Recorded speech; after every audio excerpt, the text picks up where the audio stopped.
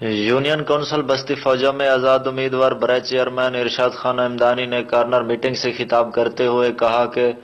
عوام جاگیرداروں اور وڈیروں کو مسترد کر چکی ہے، اب عوام کسی دباؤ کے بغیر اپنے ووٹ کا حق استعمال کرے گی۔ مزید ان کا کہنا تھا کہ جنوبی پنجاب کے فنڈز تخت لاہور کی ترقی و خوشحالی پر صرف کیے جا رہے ہیں، ہماری یونین میں آج تک کوئی ترقیاتی کام نہیں ہوا۔ انشاءاللہ 5 دسمبر کو کامیاب ہو کر علاقے کے مسائل حل کریں گے۔ مزید ان کا کہنا تھا کہ اس کی بنیادی وجہ تو ہے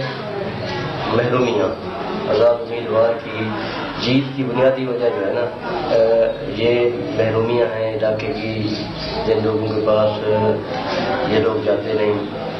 ان کے کام نہیں کرتے، ان کے کام آتے نہیں، اسی وجہ سے ان کے گورنمنٹ کے اگینسٹ جو ہے نا وہ ووٹ جاتا ہے، اور اسی وجہ سے ہم بھی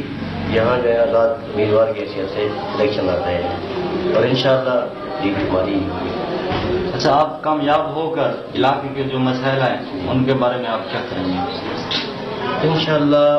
ہماری عملی ترجیح ہوگی، علاقے میں جتنے بھی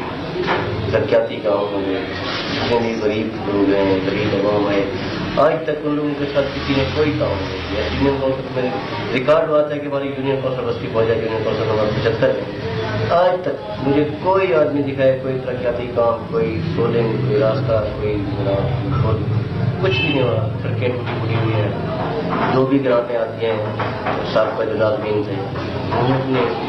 ایک بھی غریب کو نہیں دیا، اپنے استعمال میں لگائی، اپنے گھر میں لگا دی۔ کیمرہ مین آزاد احمدانی کے ساتھ طارق مسوانی، پاک نیوز، ڈیرہ غازی خان۔